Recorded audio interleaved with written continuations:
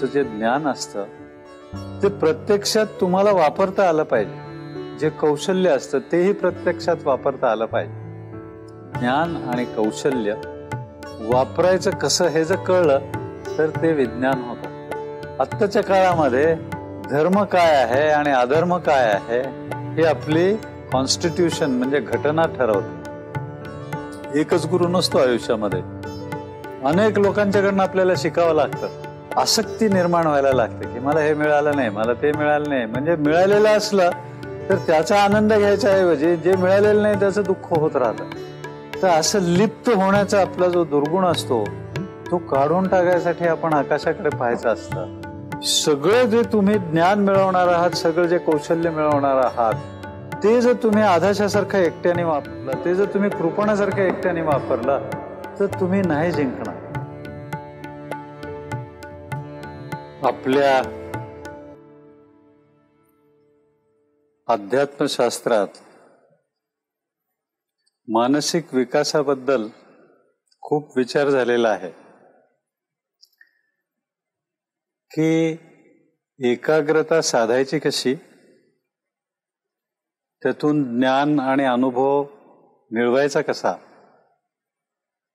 आणि मग त्याचा प्रत्यक्ष उपयोग कसा करायचा, असं सगळं अतिशय छान मांडलेलं आहे. योगशास्त्रामध्ये प्रतिप्रसव म्हणजे आधी स्थूलाकडे विचार करायचा, मग त्याच्याकडनं स्थूलाकडनं सूक्ष्माकडे जायचं, अशी कल्पना आहे. जे आपल्याला समोर दिसतं, जे घडतं आहे ते आपण आधी निरीक्षण करून ठरवायचं की काय होत आहे, काय आहे समोर, वस्तू काय आहे आणि मग त्या वस्तूचे गुण काय आहेत, घटना काय घडते आहे, ती का घडते, त्याचं कारण काय आहे. तर समोर आपल्या प्रत्ययाला जे येतं, आपल्याला जे दिसतं, आपल्याला जाणवतं, त्याचं जे कारण आहे ते सूक्ष्म असतं. हे का घडतं आहे. आपण विचार करतो की आपले शिक्षक किंवा मित्र आपल्यावर नाराज झाले, आपल्यावर रागवले. ते रागवलं ते त्यांचं वागणं जे आहे त्याच्यावरनं आपल्या ध्यानात येतं की हे नाराज आहेत, हे आपल्याकडे पाहून हसले नाहीत. आपल्यावरती नाराजी त्यांच्या वागण्यातनं प्रगट होते आहे. पण त्या नाराजीचं कारण जर कळलं नाही आपल्याला तर ते आपण कारण दूर कसं करणार. कारण आपल्या सान्निध्यामध्ये जे लोक येतात त्यांच्याशी आपले संबंध कसे आहेत, त्यांच्याशी आपलं नातं कसं आहे, त्यांचे विचार आपल्याबद्दल काय आहेत आणि आपले विचार त्यांच्याबद्दल काय आहेत, या सगळ्या गोष्टी आपल्याला यशस्वी होण्यासाठी फार महत्वाच्या आहेत. एक म्हणजे यश मिळवायचंच त्यांच्यासाठी असतं की आपला जो परिवार असतो, नातेवाईकांचा परिवार असतो, मित्रपरिवार असतो, त्यांना जर आपलं यश ऍक्सेप्टेबल नसलं तर मग त्या यशाला अर्थ नाही. ही एक नैसर्गिक प्रवृत्ती असते माणसांच्या मध्ये. नाही तर समाज गुन्ह्याकडेच वळला असता. गुन्ह्यामध्ये पैसा सहज मिळतो. गुन्हेगार असतात ना, त्यांना शिक्षा तर भोगावी लागते, ते पकडले गेले तर, पण सगळं सहज मिळतं. म्हणून जर लोक गुन्ह्याकडे जायला लागले तर समाजाचं काय होईल. असं होऊ नये यासाठी हे संस्कार आहेत की काय चांगलं आहे आणि काय वाईट आहे, माझ्यासाठी चांगलं काय आहे, माझ्या लोकांच्यासाठी चांगलं काय आहे, हे त्यांना समजलं पाहिजे. जर पैसा मिळवला तर तो पैसा जर डागाळलेला असला तर आपलं आयुष्य नाही चांगलं जात. जे गुन्हेगार असतात, जे कायद्यापासून पळून गेलेले असतात, सारखे लपत छपत दिवाळ भीतासारखे वावरतात. घुबड असतं ना, त्याला दिवसाच्या प्रकाशात वावरायला आवडत नाही. सूर्य उगवला की त्याची रात्र सुरू होते आणि ते लपून बसतं. रात्र झाली की त्याचा दिवस सुरू होतो आणि ते काम करायला लागेल. असं जीवन जबरदस्तीने लादल्यामुळे ते जगावं लागतं गुन्हेगारांना. त्याच्यासाठी गुन्ह्यात न मिळालेल्या पैशाला डाग असतो, लोकांना तो मान्य होत नाही. म्हणून तुम्ही पैसा तर मिळवायचाच असतो, पण त्याच्याबरोबर कीर्ती पण मिळाली पाहिजे, लोकांच्या मध्ये चांगलं नाव झालं पाहिजे, आपल्या लोकांना आपला अभिमान वाटला पाहिजे. हे सगळं फार महत्वाचं असतं. ते जर साधलं नाही तर काय उपयोग आहे? एकाग्रता साधणं म्हणजे आपल्या ज्या निरनिराळ्या भूमिका असतात, आपल्या घरी आपण वडिलांशी कसं वागायचं, आईशी कसं वागायचं, मोठ्या भावंडांशी कसं वागायचं, धाकट्या भावंडांशी कसं वागायचं, मित्रमैत्रिणींशी कसं वागायचं, एकूणच व्यवहार सगळ्यांशी कसा करायचा, या आपल्या वेगवेगळ्या भूमिका असतात. तुम्ही पुढे जर नोकरी केली तर ऑफिसमध्ये बॉस असतो त्याच्याशी कसं वागायचं, सहकाऱ्यांशी कसं वागायचं, हाताखालच्या लोकांशी कसं वागायचं, त्यांच्याकडनं कसं काम करून घ्यायचं आणि आपण कसं काम करायचं, या सगळ्याच भूमिका महत्वाच्या असतात. पण एकाग्रता साधायची जर असली तर ती प्रत्येक भूमिका नीट माहीत पाहिजे आपल्याला, आणि त्या भूमिकेत काय काम करायचं आहे ते माहीत पाहिजे. मागे मी क्रिकेटच्या खेळाचं उदाहरण दिलं तुम्हाला. जसं आपण घरी वागतो ती भूमिका शाळेमध्ये, कॉलेजमध्ये, ऑफिसमध्ये, मित्रांच्या मध्ये ती कॉमन नसते, त्याच्यामध्ये फरक पडतो. आपण तो शिफ्ट जो असतो, ती भूमिकेत बदल जो असतो, तो अगदी सहज करतो. तसा ह्याच्यामध्ये त्या भूमिकांच्या मध्ये बदल करता आला पाहिजे. आपल्या जवळपासच्या लोकांच्या ज्या निरनिराळ्या भूमिका आहेत त्यांचं महत्व ओळखता आलं पाहिजे. हा सगळ्यात महत्वाचा भाग एकाग्रतेचा आहे.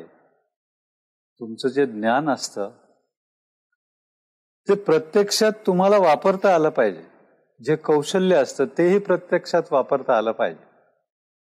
आणि त्याच्यासाठी ह्या भूमिकांची जाणीव आणि भूमिकांच्या मध्ये करावे लागणारे बदल हे ध्यानात पाहिजेत पक्के, आणि ते त्या क्षणाला करता आले पाहिजे. जसं क्रिकेटमध्ये बॅट्समन खेळतो आहे, फलंदाज, त्याने फटका मारला की तो रनर होतो. त्याला मधनं 2 विकेटच्या मध्ये जलद पळावं लागतं तर रन निघते, नाही तर रन निघत नाही. आणि ते दोघांनी मिळून काढायचे असते रन. तो जर फिल्डरकडे बॉल त्याने मारला आणि पळाला की तो आउट होईल, कारण फिल्डर मारेल तो विकेटवर. तर ते त्याला प्रत्येक पाहावं लागतं.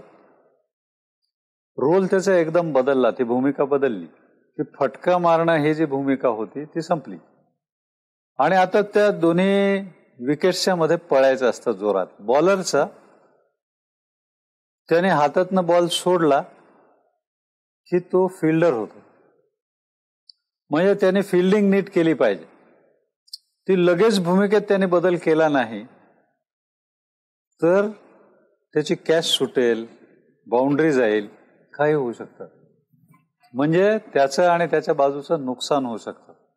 म्हणून ती भूमिका, तिची नीट माहिती करून घेणं, इतरांची भूमिका काय आहे ते माहित असलं पाहिजे, आपल्या बाजूचे, विरुद्ध बाजूचे, त्यांचं ऍक्शन, त्यांची कृती काय राहील, तिचा आपल्या कामावर, आपल्या कार्यावर परिणाम काय होईल, हे सगळं आपल्याला माहित पाहिजे. ज्ञान आणि कौशल्य वापरायचं कसं हे जर कळलं तर ते विज्ञान होतं, नाही तर त्याचा काही उपयोग नाही. जे ज्ञान आहे पुस्तकांच्या मध्ये, ग्रंथालयात पुस्तकं भरपूर असतात, पुस्तकांच्या दुकानात पुस्तकं भरपूर असतात, पण ते वाचून आपण ज्ञान आत्मसात केलं आणि मग ते प्रत्यक्षात वापरता यायला लागलं तर त्याचा खरा उपयोग होतो. आपल्याकडे हे जे ज्ञान संपादन करण्याच्या 2 वेगवेगळ्या भूमिका आहेत, की एक जे प्रत्यक्षात घडतं आहे स्थूलातनं सूक्ष्माकडे, म्हणजे त्याच्या कडे जायचं. का ते घडतंय हे माहीत करून घ्यायचं. काय घडतंय हे तर नीट दिसलंच पाहिजे. तुमचं ऑब्झर्वेशन खूप तीक्ष्ण पाहिजे. तुमचं निरीक्षण शक्ती अतिशय चांगली पाहिजे. पण त्या निरीक्षण शक्तीबरोबरच तुम्हाला जजमेंट लागते. तुम्हाला अनुमान काढता आलं पाहिजे की आता काय होईल, आता ह्याचं पुढे काय होईल. हे जसं क्रिकेट सारख्या खेळामध्ये तुम्हाला उपयोगी पडतं, तसंच व्यवहारामध्ये, तुमच्या आयुष्यामध्ये ह्या सगळ्या गोष्टींचा खूप उपयोग होतो. तर हे स्थूलांच्याकडनं सूक्ष्माकडे जाण्याची जी विद्या आहे, ती एकाग्रता साधण्याची विद्या आहे, ते ज्ञान संपादन करण्याची विद्या आहे. त्या ज्ञानाचा प्रत्यक्ष उपयोग करता येण्याची, वापर करता येण्याची जी विद्या आहे, ती तैत्तिरीय उपनिषदामध्ये दिलेली आहे. तैत्तिरीय उपनिषद हे आपल्याला ज्ञान कशा प्रकारचं हवं आहे आणि त्याचा वापर आपण प्रत्यक्षात कसा केला पाहिजे, आणि त्याच्यात त्याने हे पंचकोशाची संकल्पना मांडलेली आहे. सगळं शिकवून झाल्यावरती जे गुरु आहेत, जे ज्ञान संपादन करणारे आहेत, त्यांचीच ही प्रार्थना आहे की माझ्याकडे शिष्य चारी बाजूनी येवोत, चांगले शिष्य माझ्याकडे येवोत. माझ्याकडे शिष्य मंडळी येतील ती शमनपूर्वक आणि दमनपूर्वक यावी. म्हणजे काय की त्यांना शिस्त पाळण्याची आवड पाहिजे. ज्याचं मन सारखं भरकटत राहतं असा जर शिष्य त्याने निवडला तर त्याला शिकवताच येणार नाही. म्हणून त्याने शमन आणि दमन ह्या दोन्ही साधना, की ज्या गोष्टी नको आहेत त्याच्याकडे मन ओढ घेत राहतं आणि ज्या गोष्टी करायला हव्या आहेत तिकडे आपलं लक्ष जात नाही, ते करावंसं वाटत नाही. जगात वागायचं कसं हे समजत नाही. की मी खूप पैसा मिळवला, त्याचा वापर कसा करायचा माहित नाही. मी खूप ज्ञान संपादन केलं, पण त्या ज्ञानाचा प्रत्यक्षात उपयोग काहीच नाही. मग ते ज्ञान कशाला मिळवायचं, माझं आयुष्य वाया गेलं. मी पुष्कळ कौशल्य मिळवलं, पण ते कौशल्य सुद्धा मला व्यवहारात वापरता येत नाही. असं होऊ नये याच्यासाठी त्यांनी फार सुंदर संकल्पना ह्या उपनिषदात मांडल्या आहेत.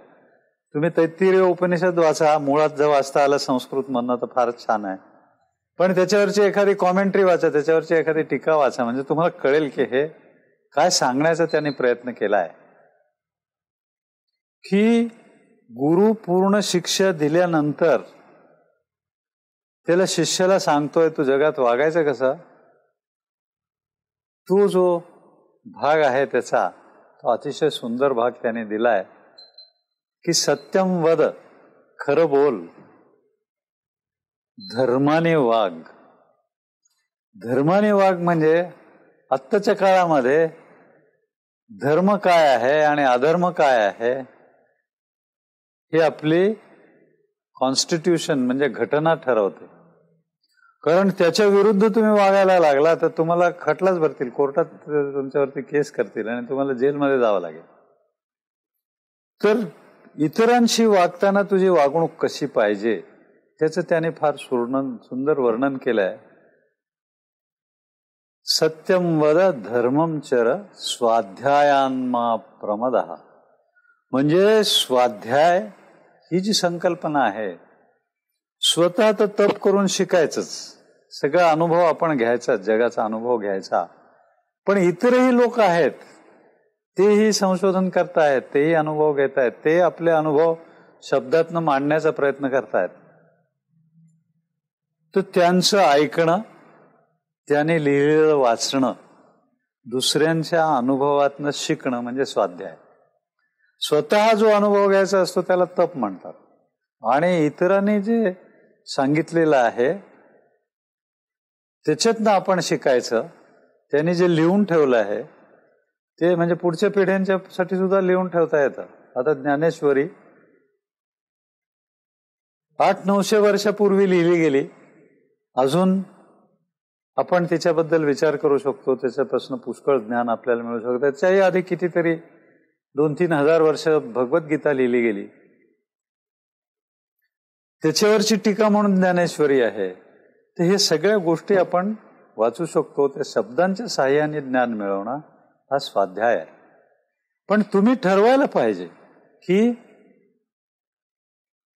एक दिशा कुठली, कशाचं ज्ञान तुम्हाला हवं आहे आणि ते ज्ञान वापरायचं कसं आहे प्रत्यक्ष व्यवहारात. त्याच्यात सांगितलं स्वाध्यायान्मा प्रमदः. आणि आचार्य जे असतील म्हणजे ज्यांच्याकडनं तुला शिकायला मिळेल. एकच गुरु नसतो आयुष्यामध्ये, अनेक लोकांच्याकडनं आपल्याला शिकावं लागतं. ज्या गोष्टीचा आपल्याला अनुभव नाही, ज्या गोष्टीचं आपल्याला ज्ञान नाही, त्यांचं ज्ञान ज्यांच्याजवळ आहे आणि ते आपल्याला सत्य ज्ञान सांगतील, हे असे सगळे आपले गुरुच आहेत.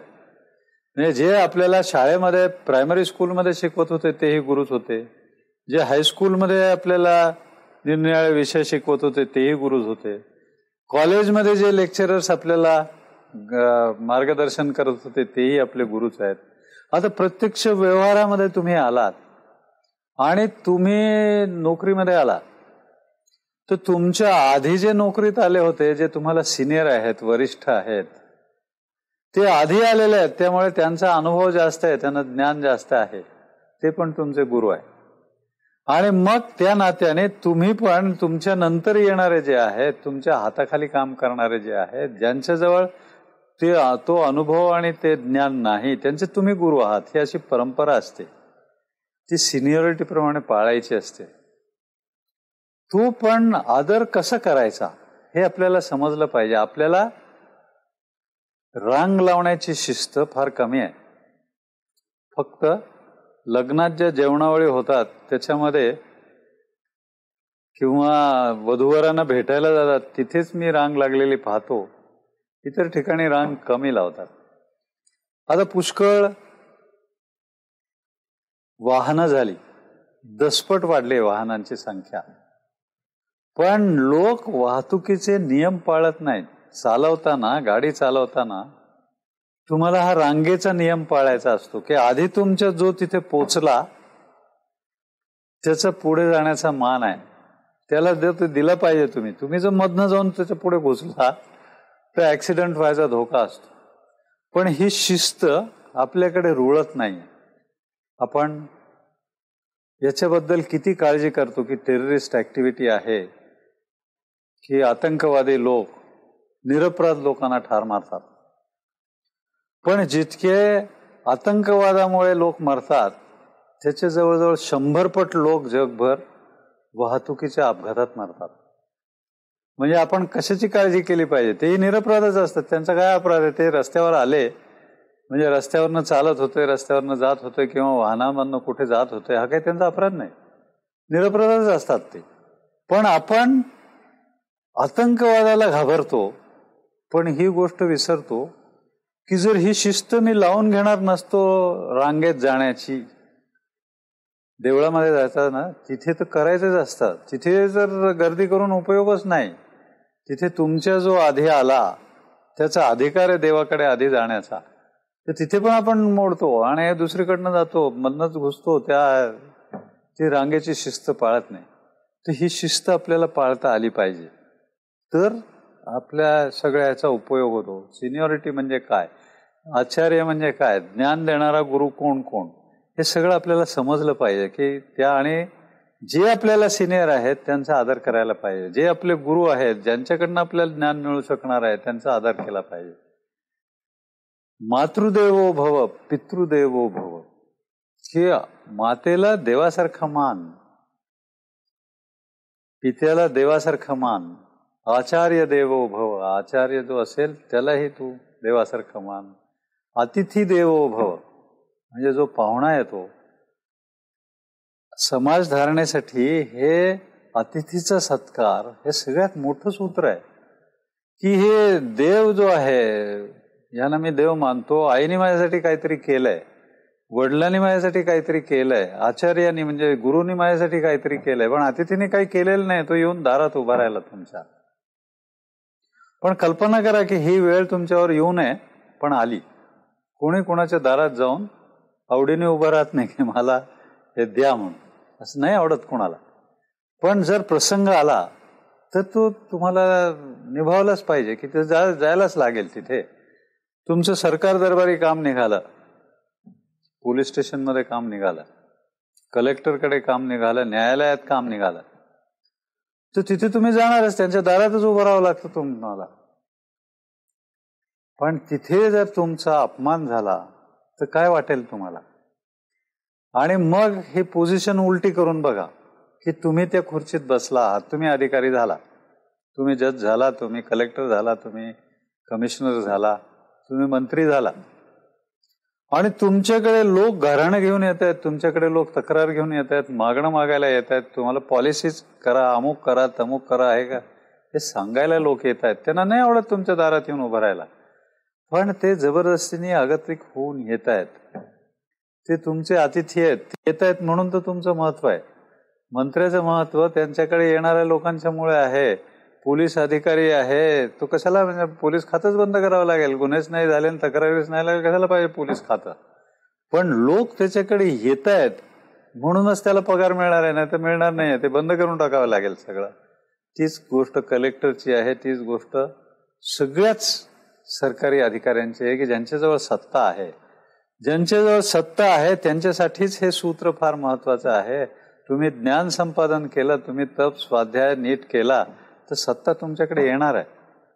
तुम्ही अधिकारी होणार आहात, तुम्ही कुठलीही परीक्षा दिली त्याच्यावर उत्तम पास होणार आहात, तुमच्याकडे यश येईल, कीर्ती येईल, समृद्धी येईल, अधिकार येईल. पण त्यावेळेला हे तुम्हाला विसरून चालणार नाही की तुमच्यावर पण अशी केव्हा तरी वेळ येणार आहे की दुसऱ्याकडे तुम्हाला जावं लागेल.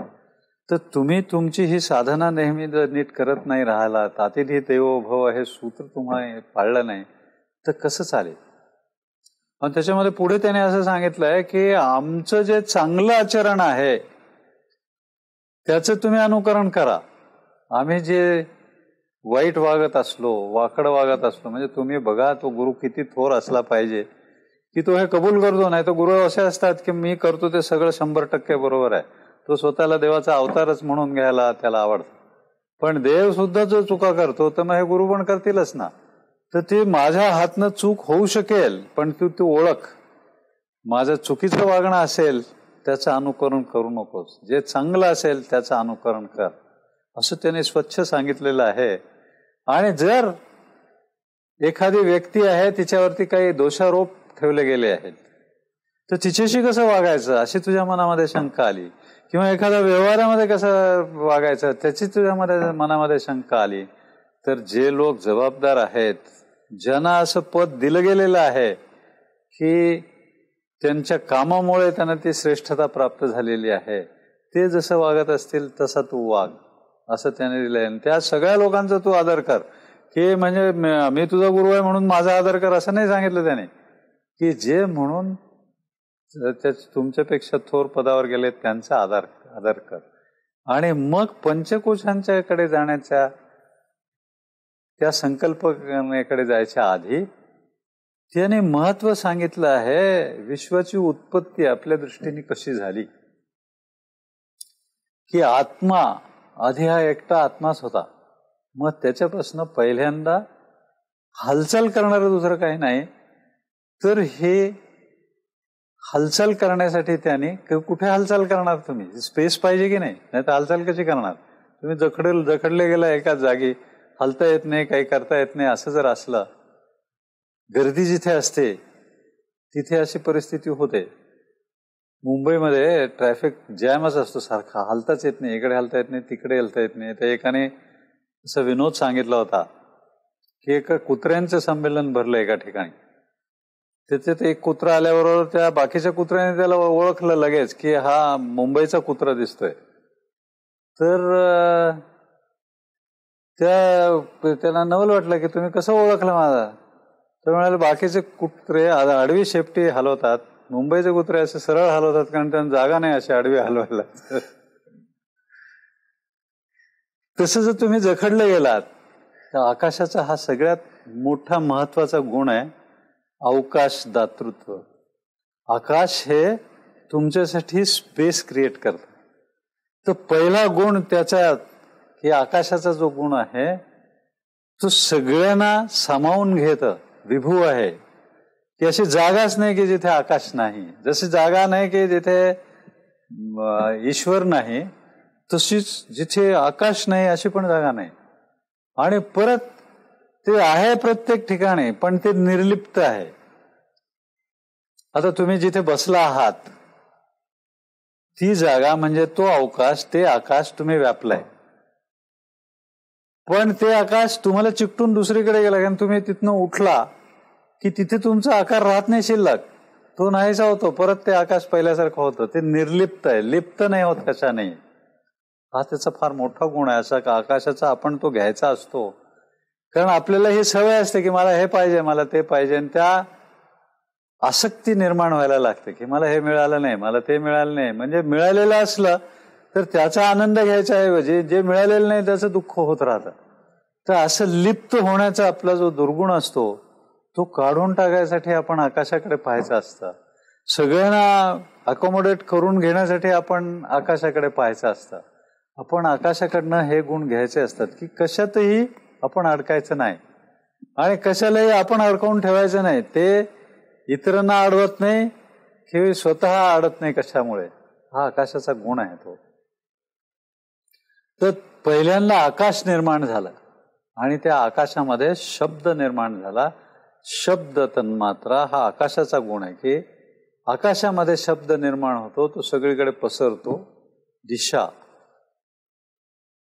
तर तो गुण जो आहे आकाशाचा तो तर आपल्याला व्यवहारामध्ये वापरायला पाहिजेच आहे की शब्द हा आकाशामुळे सगळीकडे पसरू शकतो. हे त्याचे फार मोठे गुण आकाशाचे आहेत. हे पहिलं पंचमहाभूत निर्माण झालं. त्याच्यानंतर हालचाल करायला स्पेस निर्माण केला. पहिलं हालचाल करणारं तत्व निर्माण झालं ते म्हणजे वायू. वायू तत्व जे आहे त्याची पोकळी भरून काढण्याचा गुण आहे. जिथे पोकळी असेल तिथे ते भरून काढतात, जलद गतीने हालचाल करतात. आणि मुख्य म्हणजे प्राणतत्व, ज्याच्यामुळे जगामध्ये व्यवहार शक्य होतात, ते प्राणतत्व आपल्याला वायूपासून मिळतं. मग वायूपासून पुढे तेज निर्माण झालं. तेजाचं काम आहे प्रकाश निर्मिती करणं, अंधार नाहीसा करणं आणि जीवन अस्तित्वात यावं, प्राणीसृष्टी अस्तित्वात यावी. याच्यासाठी त्यांनी प्राणीसृष्टीच्या अस्तित्वासाठी प्रकाश आणि ऊब या दोन्ही गोष्टी तेज तत्व निर्माण करतं. तेज तत्व आकाशात आपल्याला सूर्याच्या आणि विजेच्या रूपाने दिसतं आणि त्यांना रिफ्लेक्ट करणाऱ्या पदार्थांच्या रूपाने दिसतं. चंद्र हा रात्री आपल्याला प्रकाश देतो, चांदणं आणि विद्युत म्हणजे वीज जी चमकते ती, आणि पृथ्वीवर तेच तेज अग्नीच्या रूपात राहतं. म्हणून अग्नी आणि ज्योती यांची उपासना करायची असते. जशी सूर्याची उपासना करायची तशी आपण ज्योतीची पण उपासना करायची असते, कारण ज्योती स्वतः जळत राहून सतत प्रकाश निर्माण करत असते. सूर्य सुद्धा स्वतः जळत राहून सतत प्रकाश निर्माण करत राहतो, कारण त्या प्रकाशाचा त्यांना स्वतःला काही उपयोग नसतो. पण आपलं आयुष्यच असं सगळ्यांच्यासाठी उपयोगात यावं, ते आपल्यासाठी सीमित करू नये, हे आपण तेज तत्वाकडनं शिकायचं असतं. त्याच्यानंतर ते पुढचं जे तत्व निर्माण झालं महाभूत, ते आहे आप म्हणजे पाणी. त्याचा प्रवाह वर्ण खाली आहे की तेज तत्व जे आहे ते खालून वर जातं. जसं ज्योती आहे, उष्णता आहे, ती खालून वर जाते, ती आपली साधना आहे. आणि वर्ण येणारं पाणी जे आहे, ढगातनं पाणी पडतं, पाऊस होतो तो खाली पडतो. धबधबा वर्ण खाली कोसळतो, नदी उंचावरनं खाली वाहत जाते, समुद्रापाशी जाऊन मिळते. तर ते वाहणं, वर्ण खाली येणं, हा आप तत्वाचा फार मोठा गुण आहे. आणि आप तत्वामध्ये शांतीचा गुण आहे की ते तेजाची तीव्रता कमी करतं आणि शांत करतं. जो प्रक्षोभ असतो, जे भगभग असते, ती कमी व्हायला लागते. त्याच्यासाठी पाणी फार महत्वाचं आहे. ते वातावरणामध्ये समतोल निर्माण करतं, शांती निर्माण करतं. याच्यासाठी पाणी आहे. आता त्याच्यानंतर पृथ्वी निर्माण झाली. पृथ्वी तत्व हे आकार देणार आहे. त्याच्याशिवाय आकार येणार नाही कशालाही. जे कठीणपणा लागतो तो बाकीच्या तत्वांच्या मध्ये नाही आहे. आकारासाठी जो कठीणपणा लागतो, की मूर्ती घडवायची झाली, त्या मूर्तीमध्ये पाण्याची नाही मूर्ती घडणार, पण ते पाण्याचा बर्फ झाला, घट्ट घनता आली त्याच्यामध्ये, की ते बर्फाची मूर्ती बनवता येते. आता काही ठिकाणी डेकोरेशनसाठी बर्फाच्या मूर्ती बनवून ठेवतात. बर्फाला वेगवेगळा आकार देऊन ठेवतात. तो आकार शक्य होतो ती घनता आल्याशिवाय, त्यामध्ये पृथ्वी तत्व आल्याशिवाय तो आकार येत नाही. दुसरा त्याचा फार मोठा गुण आहे, तो म्हणजे आधार. की सगळ्या ह्याला आधार देणं हा पृथ्वी तत्वाचा गुण आहे. आणि मग आधार जसा देतो तसं अन्न निर्माण करणं हा हे पृथ्वी तत्वाचा गुण आहे. की अन्न येतच कसं जगामध्ये, ते बी जे पेरलं जातं, बी आतमध्ये पृथ्वी तत्वात जातं, त्याच्यापासनं औषधी म्हणजे वनस्पती निर्माण होतात. वनस्पतीपासून अन्न निर्माण होतं आणि मग ते अन्न खाऊन आपण घडतो. आपला पिंड जो आहे, लहानपणी आपला हात इतका लहान असतो, मोठेपणी त्याचा आकार वाढत वाढत वाढत इथे येऊन थांबतो. तर तो आकार वाढला कशामुळे? तो अन्नामुळे वाढला. की त्या अन्नातनं जी शक्ती माझ्या शरीरात येत गेली, ती प्राणाने ती शक्ती कन्व्हर्ट केली आणि मग अन्नाद एष पुरुष, की हा पुरुष निर्माण जो झाला, मानव निर्माण झाला, प्राणी निर्माण झाले, हे सगळे त्या अन्नाच्या पासून निर्माण झाले. तर हे सगळं त्याने उत्पत्ती सांगितली आहे. आणि मग तुम्हाला ते पंचकोशाची माहिती देतात की हे जे शरीर आहे तुमचं, हे शरीराची रचना काय आहे हे समजणार कसं तुम्हाला? की बाहेरनं जे दिसतं त्याच्यापेक्षा आत बरंच वेगवेगळं काही असतं. ते कसं समजायचं? की पहिला जो शरीराचा आकार आहे, बाहेर आपल्याला दिसतो आहे, तो अन्नमय कोश आहे. की आपण जे खातो त्याचं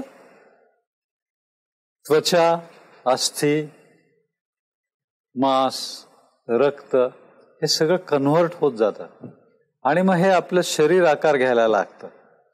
तर बाहेरचा जो कोश आहे, जो आपल्याला प्रत्यक्षात दिसतो, स्थूल कोश सगळ्यात, ज्याच्यामुळे तुमचं वजन किती आहे ते वजन भरतं. बाकीचे आतले जे कोश आहेत इतर, त्याला काही वजन नसतं, ते तरल विरल आहेत. फक्त हा समोर दिसणारा स्थूल, सगळ्यात स्थूल देह जो आहे तुमचा, तो अन्नमय कोश आहे.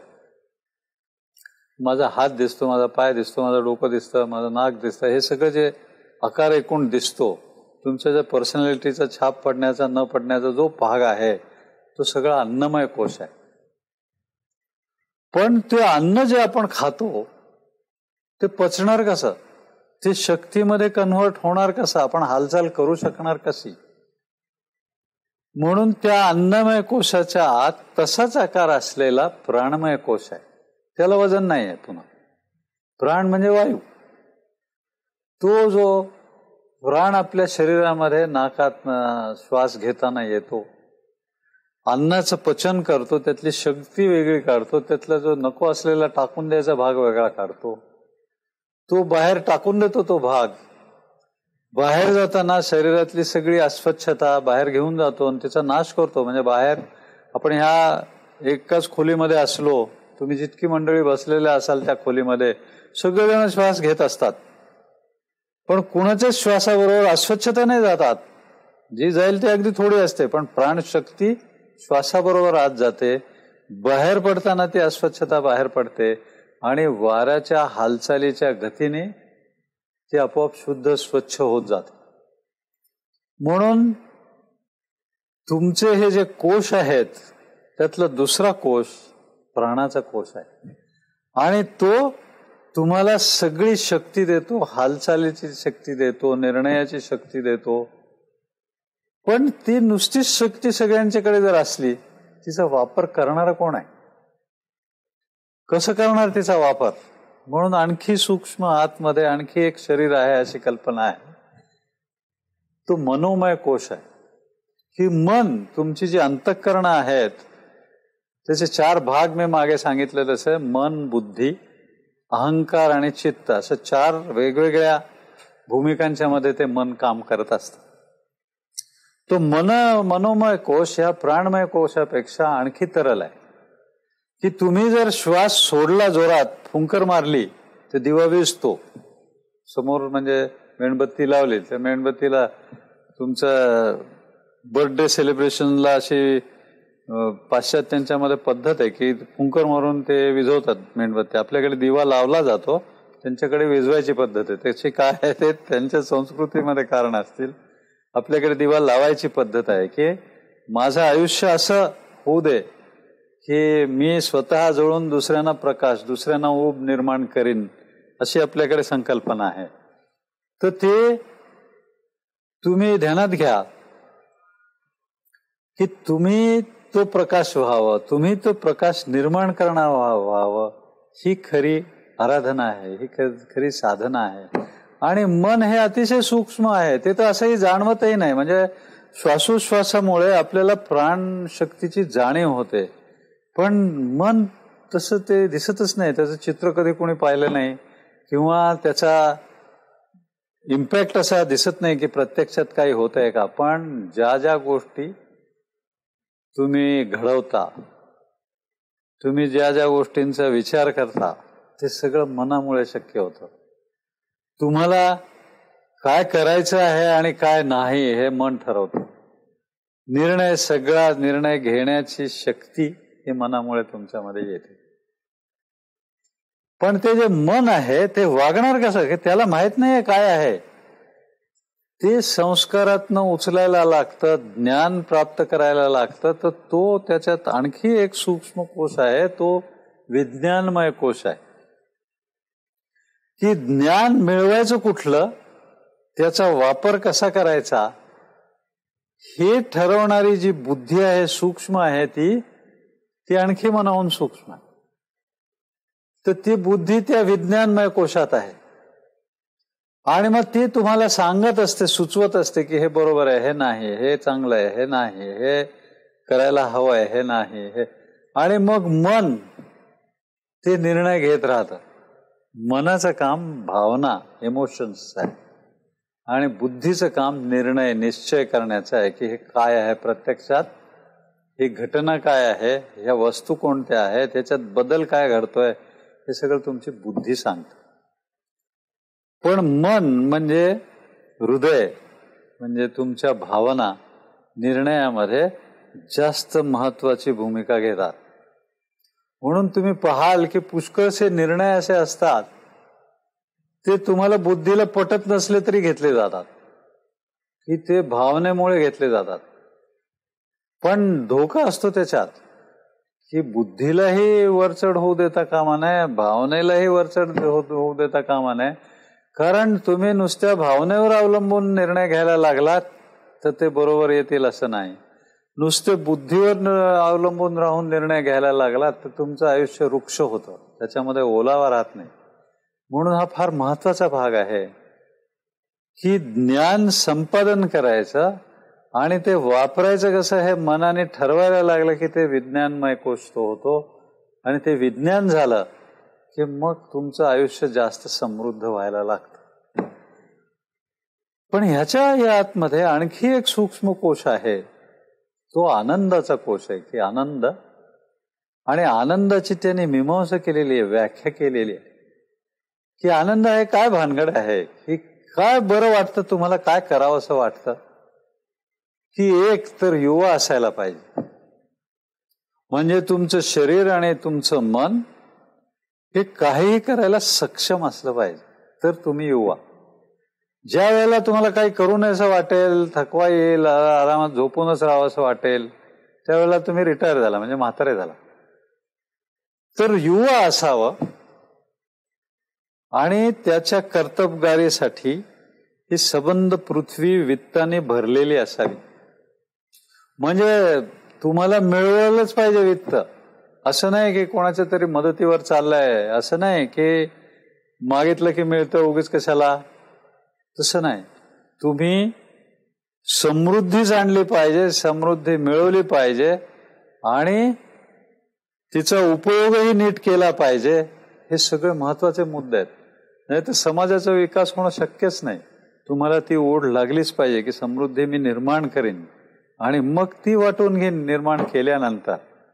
तर हा फार महत्वाचा भाग आहे की ही पृथ्वी त्याच्यासाठी धनाने परिपूर्ण झालेले असावी. तो बलवान असायला पाहिजे, त्याच्या शरीर मनामध्ये शक्ती असली पाहिजे, तो दृढ संकल्प पाहिजे की ते जे ठरवेल तो करील. असं नाही की स्वप्न पाहतोय, नुसतं पडलाय की सिनेमा पाहतोय, त्या सिनेमातल्या हिरोच्या जागी स्वतःची कल्पना केली की झालं, स्वप्न पाहता येतात आपल्याला, काही करावं लागत नाही दुसरं. तसं नाही की प्रत्यक्षात मी करतोय, मी हे घडवेन, मी ह्याचा अभ्यास करेन, मी पहिला येईन, मी अमुक करेन, मी तमुक करेन. हे ज्याला जाणवतं हे करायला पाहिजे असा, आणि त्याचं आयुष्य तसं तसं घडायला लागलं की मग त्याच्या मनाला आनंद वाटायला लागतो. तो कर्तबगारीचा, इच्छापूर्तीचा, अपेक्षापूर्तीचा आनंद असतो. तो एक माणूस आनंद आहे की माणसाने त्या आनंदाचा अनुभव घ्यायचा असतो. आणि मग माणसाच्या पलीकडे ह्या ज्या शक्ती आहेत, इतर दैवी शक्ती आहेत, त्यांच्याशी लिंक करणारे गंधर्व मानले आहेत. मनुष्य गंधर्व आणि देव गंधर्व. आपल्याकडे कला हा भाग गंधर्वांचा मानला गेलाय की चित्रकला असो, गायन कला असो, नृत्यकला असो, याच्यामध्ये अतिशय प्रवीण असणारे अशी मंडळी म्हणजे गंधर्व असायचे. तर ते गंधर्व मनुष्य गंधर्व म्हणजे मनुष्याच्या जन्माला आला आहे आणि अतिशय उत्तम गातो,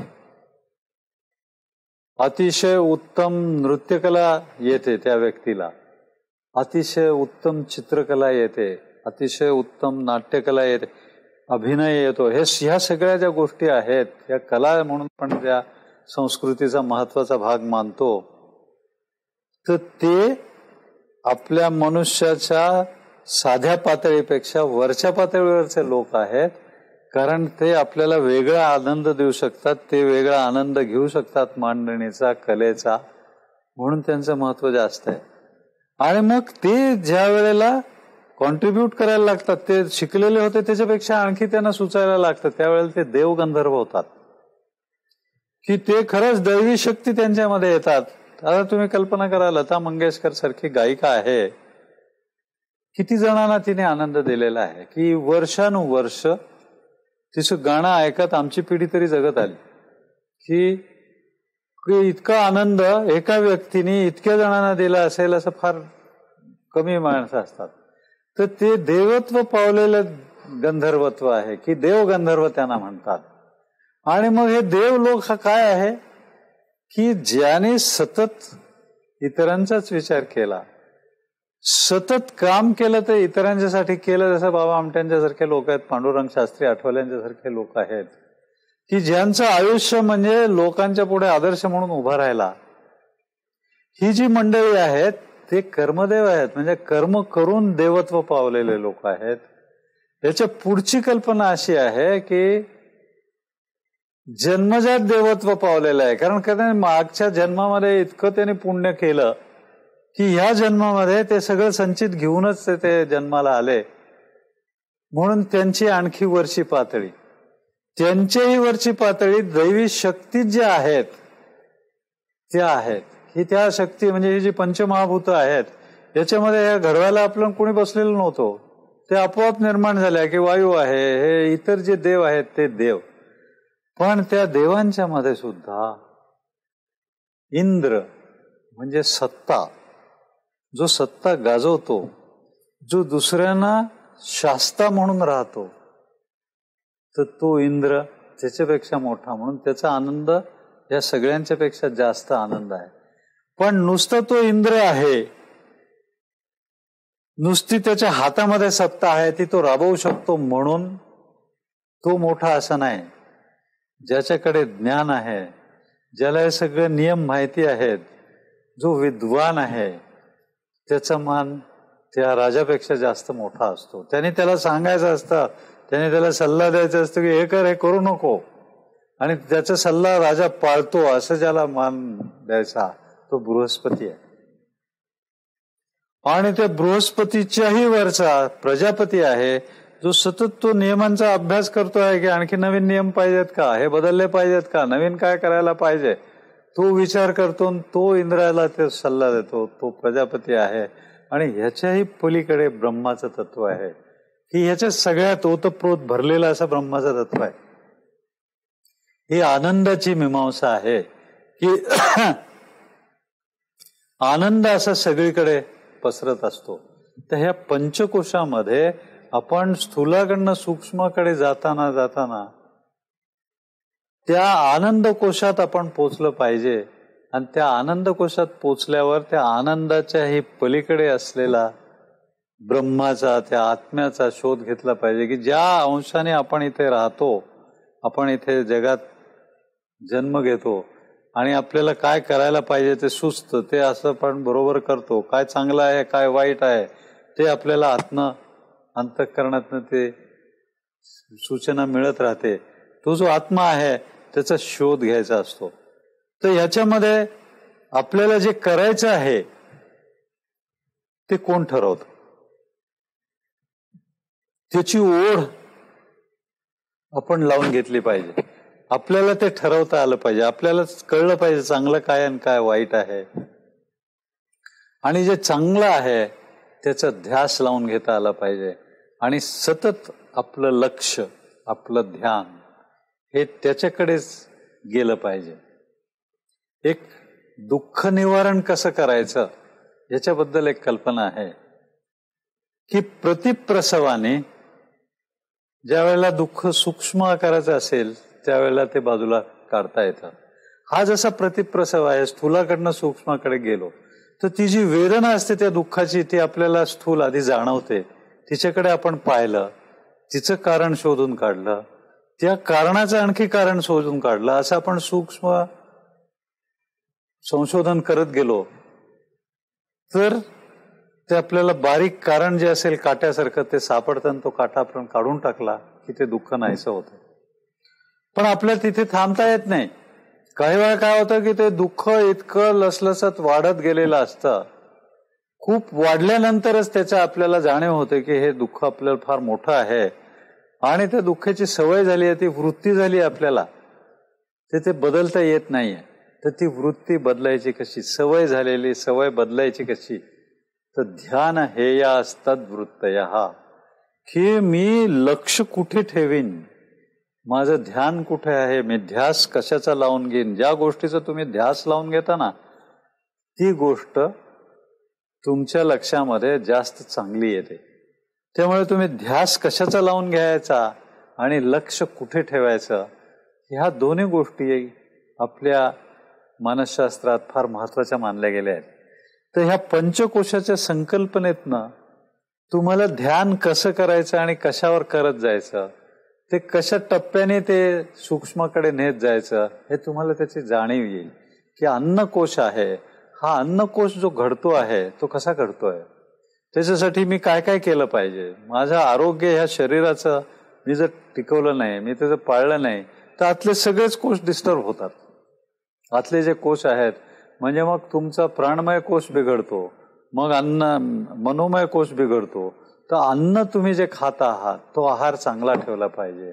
त्यानंतर प्राणमय कोशाकडे ज्या वेळेला तुम्ही जाता तेव्हा त्या अन्नाचा वापर नीट होतोय की नाही, त्याचं पचन नीट होतंय की नाही, ते तुमची जी शक्ती निर्माण होते ती सगळ्या शरीरभर तिचा संचय होतोय की नाही, तिचा प्रसार होतोय की नाही, तुमचं रक्ताभिसरण नीट होतंय की नाही, हे तुम्हाला व्यायाम केल्याशिवाय, योगासनं केल्याशिवाय, प्राणायाम केल्याशिवाय जमणार नाही. म्हणून प्राणमय कोशाची उपासना जी असते ती परत तुमच्या मेहनतीने होते. आहार हा संतुलित राखणं हे अन्नमय कोशातली उपासना आहे.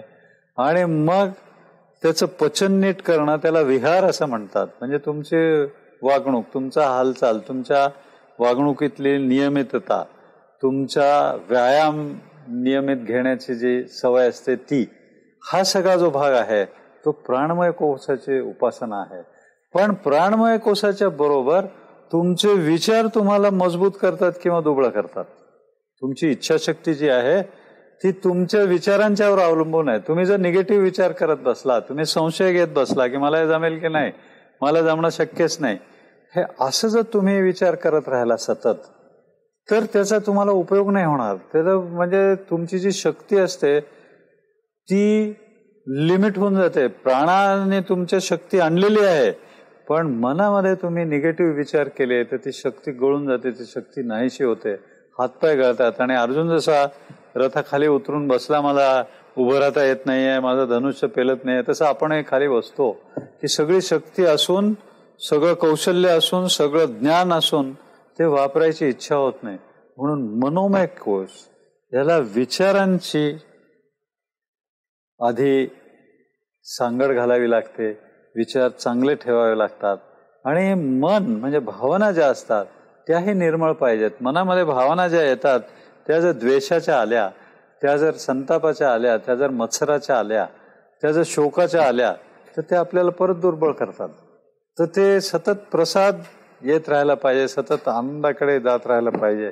म्हणून मन हे जितकं स्वच्छ राहील, मन हे अनासक्त राहील, कशाला चिकटून बसणार नाही की मला हेच पाहिजे, मला तेच पाहिजे. अतृप्ती हा दोष ज्या मनाचा गेलेला असेल ते मन समर्थ होतं. शोक आणि भय हे दोष ज्या मनाचे गेले असतील तेही मजबूत होतं. आणि चिकीर्षा म्हणजे मी हे करीन, मला हे करायचं आहे, ही जाणीव जे मन ठेवतं.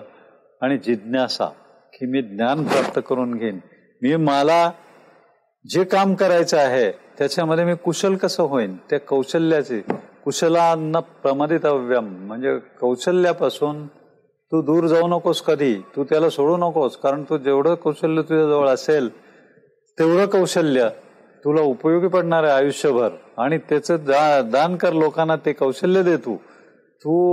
म्हणजे जसं सांगितलं की त्याला एखाद्याला एक मासा पकडून खायला दिला तर एक दिवसाची त्याची भूक भागेल, पण त्याला मासे पकडायला जर शिकवलं तर तो रोज आपलं जे पोट भरू शकतो तो.